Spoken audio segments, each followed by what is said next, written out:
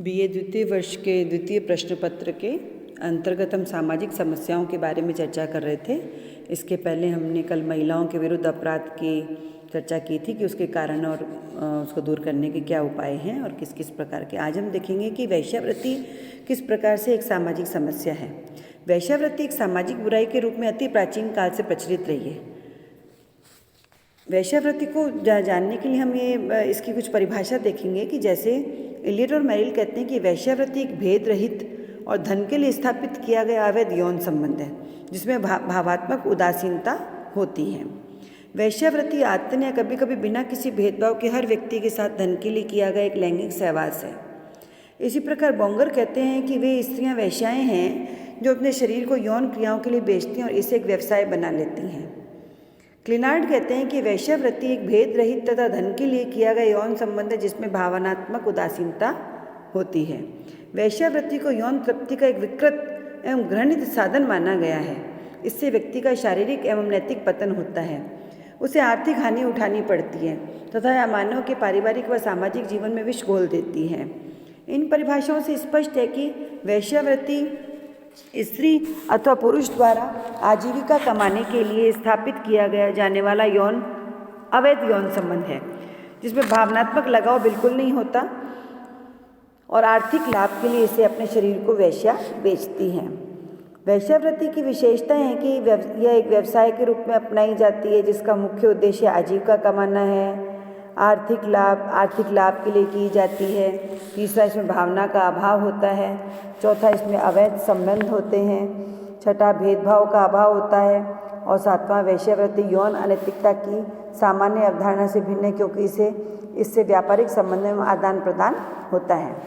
वेश्याओं के भी अलग अलग तरह के कई प्रकार होते हैं। जरूरी नहीं है कि सभी वेश्याएं रजिस्टर्ड हों या कुछ प्रकट रूप में कार्य करती हैं, कुछ अप्रकट रूप में कार्य करती हैं, कहीं पर वो किसी गैंग से संबंधित होती हैं। तो कुल मिलाकर के ये कि जिस एरिया में इनका निवास स्थान होता है जरूरी नहीं कि वहीं हों, यह पूरे क्षेत्र में फैली हुई भी होती हैं। इसमें अलग अलग प्रकार हैं, जैसे प्रकट समूह है जो रेड लाइट एरिया के एरिया में रहती हैं और उनको सब जानते हैं कि इस तरह का एरिया यहाँ पर वेश्याओं की उपस्थिति पाई जाएगी।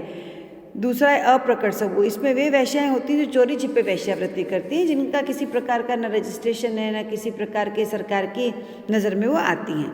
फिर है कॉल गर्ल्स। इस प्रकार की वेश्याएं शराब घरों, होटलों, कैबरे स्थल, नाचघर, क्लब आदि में जाकर धंधा करती हैं। होटल वेश्याएं, रखेल वेश्याएं, वंशानुगत वेश्याएं, वासना पीड़ित वेश्याएं, परिस्थितिजन्य वेश्याएं, अपराधी एवं पिछड़ी जातियों जनजातियों की वेश्याएं, फिर धार्मिक वेश्याएं आदि, इनके अलग अलग प्रकार हैं। अब प्रश्न यह पैदा होता है कि वेश्यावृत्ति सामाजिक अपराध कैसे है, ये एक सामाजिक समस्या कैसे है जो महिला जाति पर एक कलंक के रूप में भी है। इसके कई कारण होते हैं। प्रमुख रूप से तो कारण इसका आर्थिक कारण ही होता है, लेकिन दिनों दिन जिस प्रकार से समाज की उन्नति होती जा रही है, एक फैशन के रूप में, आर्थिक प्रतिस्पर्धा के रूप में, अपना स्टैंडर्ड ऊंचा बनाने के लिए और अशिक्षा के कारण, कई ऐसे कारण हैं जिनकी वजह से वेश्यावृत्ति बढ़ती जा रही है। हालांकि इस पर कई प्रकार के प्रतिबंध भी लगाए गए पर इस समस्या को हम जड़ से हटा नहीं पाए। क्यों? क्योंकि यह एक ऐसा माना जाता है कि यह एक मांग है जहाँ पर पुरुषों के या कहीं पर ऐसे स्थान पर कई व्यक्तियों के जहाँ पर यौन संबंधों की पूर्ति नहीं होती। उसके कई कारण हैं। स्त्रियाँ जैसे उदासीन होती हैं या स्त्री की मृत्यु हो जाती है, बच्चे होते हैं, दोबारा विवाह करने की मनाही होती है या वह पुरुष की संपत्ति कॉमन होती है।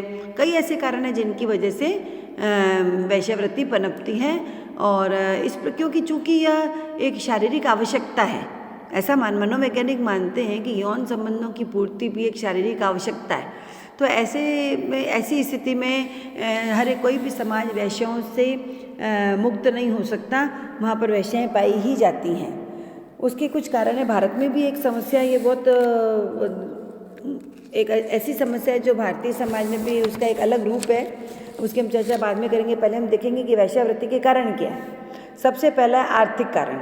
आर्थिक कारणों में भी सबसे पहले निर्धनता, कम आय और गरीबी और चोरी छिपे रूप से लड़कियों को वेश्यावृत्ति करने के लिए मजबूर करती है। कम आय भी है और गरीबी भी है। माता पिता की बच्चों के लालन पालन की असमर्थता, जीवन स्तर को ऊंचा उठाने की लालसा, अच्छा खाना पीना, फैशन से रहने की इच्छा, ऐसी कुछ परिस्थितियां हैं जिनमें धन की आवश्यकता होती है और वेश्यावृत्ति के द्वारा उसे सरलता से प्राप्त किया जा सकता है।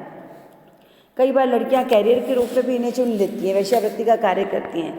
गरीब परिवार वाले एक ही कमरे वाले मकानों में रहते हैं, जहाँ परिवार के सभी सदस्यों को एक ही कमरे में सोना पड़ता है। फलस्वरूप नैतिक खतरा उत्पन्न हो जाता है।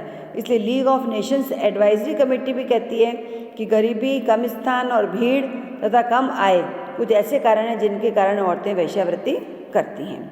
लैंड्रिस कहते हैं कि भूख वेश्यावृत्ति की आधारशिला है, अर्थात कई जगह पर सर्वेक्षण किए गए। उन सर्वेक्षण महिलाओं पर जो वैश्या महिलाएं थी उनसे जब सर्वे किया गया, उनसे उत्तर प्राप्त की, डेटा कलेक्शन किया तो पता चला कि गरीबी वेश्यावृत्ति का प्रमुख कारण है।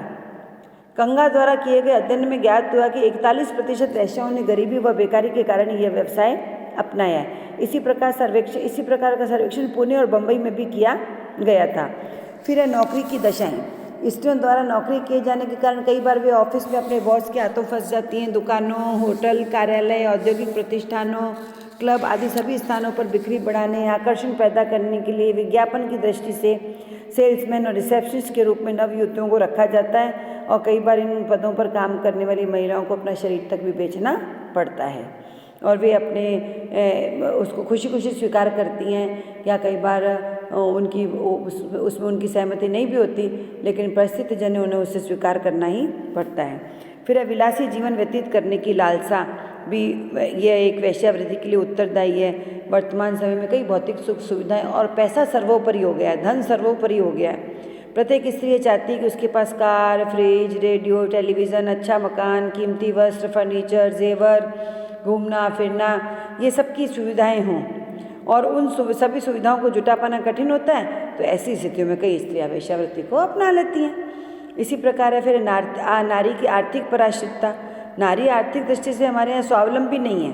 अर्थ का नियंत्रण भी साधारणतः पुरुष के हाथ में ही होता है। अपने भरण पोषण के लिए उसे दूसरों के सामने हाथ फैलाना पड़ता है, तो कई बार विद्रोह भी करती है, उसके मस्तिष्क में तनाव भी पैदा होता है। इन सब से मुक्ति पाने के लिए वो कई बार वेश्यावृत्ति की ओर आकर्षित हो जाती है।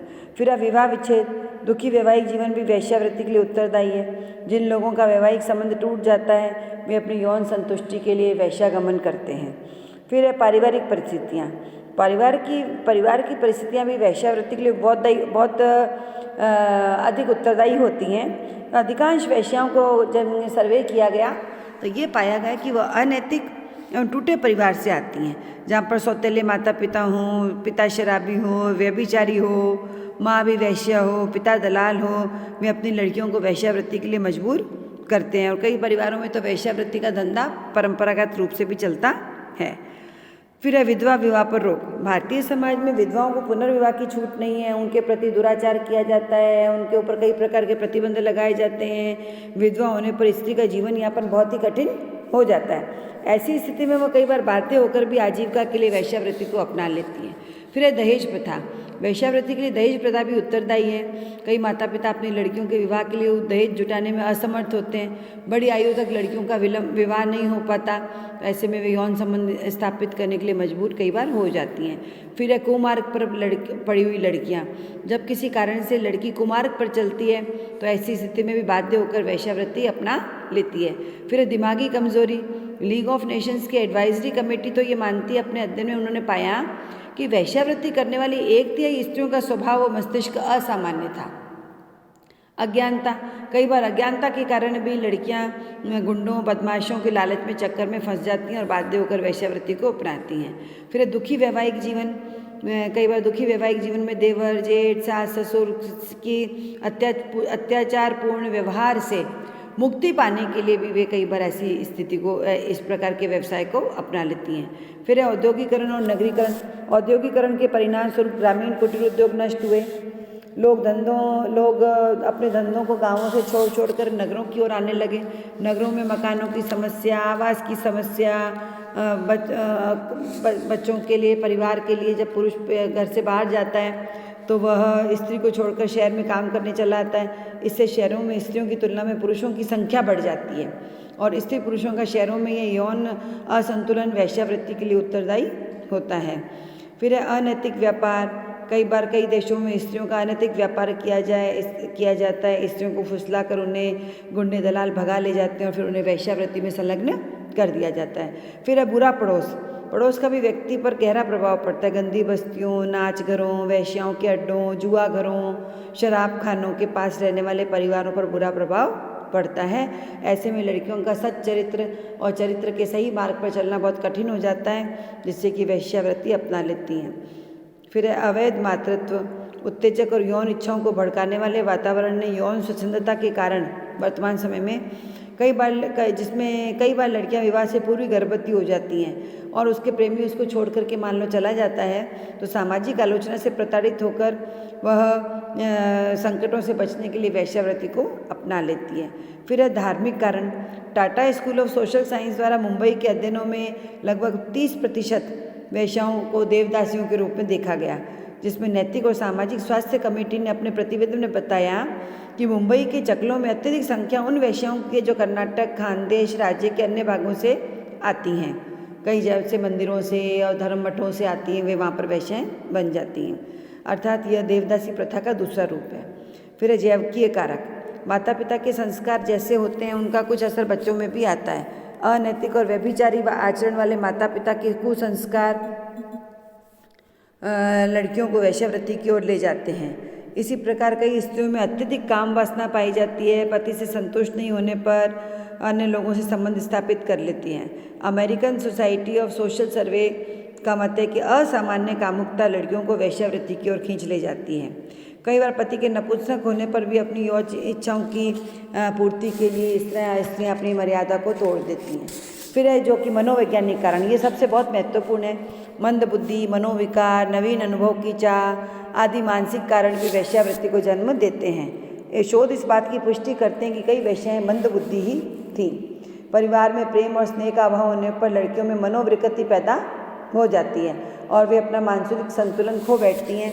वे मद्यपान, जुआ और बुराई की ओर अग्रसर हो जाती हैं और फिर अब उनमें भावनात्मक असुरक्षा पैदा हो जाती है और वे इस तरह से वेश्यावृत्ति में संलग्न हो जाती हैं।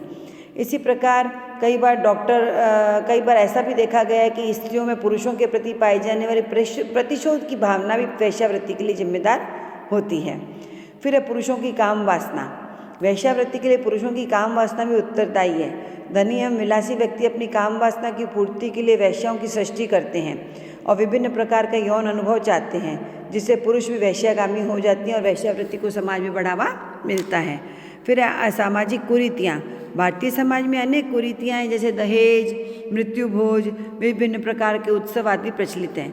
इनकी पूर्ति के लिए व्यक्ति को कई बार ऋण तक लेना पड़ता है और फिर इस ऋण को चुकाने के लिए कई बार वे अपने परिवार में जो लड़कियां होती हैं उनसे यौनाचार करवाते हैं, यौन व्यभिचार, वेश्यावृत्ति करवाते हैं और पैसा कमाकर वे सामाजिक कुरीतियों को भी निभाते हैं और अपने ऋणों को भी उतारते हैं। फिर है युद्ध में पुरुष मारे जाते हैं। कई बार इससे लड़कियां अनाथ और स्त्रियां विधवा हो जाती हैं। उनके पास जीवन यापन का कोई साधन नहीं होता तो वे वेश्यावृत्ति को अपना लेती हैं। तो इस प्रकार शारीरिक, मानसिक, मनोवैज्ञानिक, अशिक्षा ऐसे कई कारण हैं जिनकी वजह से ये स्त्रियां वेश्यावृत्ति के व्यवसाय को अपना लेती हैं। और यदि उनके लिए कुछ सरकार उपाय भी करती है कि वो इस व्यवसाय को छोड़ दें, तो लेकिन ये चोरी छिपे समाज में होता अवश्य, इसलिए इसके ऊपर पूर्ण तरह से प्रतिबंध लगाना बड़ा ही नामुमकिन कार्य है। लेकिन हमें इसे सामाजिक समस्या के रूप में जानना है, इसलिए ये कारण हमें इन कारणों को समाजशास्त्र देखता है कि किस प्रकार से इन कारकों पर प्रतिबंध लगाया जाए तो या उन्मूलन किया जाए उनका, तो कुछ इसके हद तक प्रतिशत इसके कम हो सकता है। अगली कड़ी में हम देखेंगे वेश्यावृत्ति के दुष्प्रभाव क्या हैं। वेश्यावृत्ति के दुष्प्रभाव में इसको किसी भी दृष्टि में उचित नहीं माना जाता, क्योंकि यह नैतिक पतन करता है। यौन संतुष्टि का ये वैध साधन नहीं है, इसीलिए विवाह जैसी संस्था का निर्माण किया गया था। तो इसकी कई हानियाँ हैं, जैसे कि नारी जाति का अपमान होता है, दूसरा व्यक्तिगत विघटन होता है, तीसरा पारिवारिक विघटन होता है, चौथा सामाजिक विघटन होता है, पांचवा नैतिक पतन होता है, छठा अपराधों में वृद्धि होती है, आर्थिक हानि भुगतनी पड़ती है और कई प्रकार के यौन रोग भी वेश्यावृत्ति के कारण पनपते हैं। गुप्तांगों की बीमारियाँ, और आदि भयंकर रोग लग जाते हैं। तो इस तरह से नारी जाति का अपमान भी होता है और नारी जाति के लिए ये बहुत ही एक अवैध एक व्यवसाय है जो कि समाज के लिए घातक है।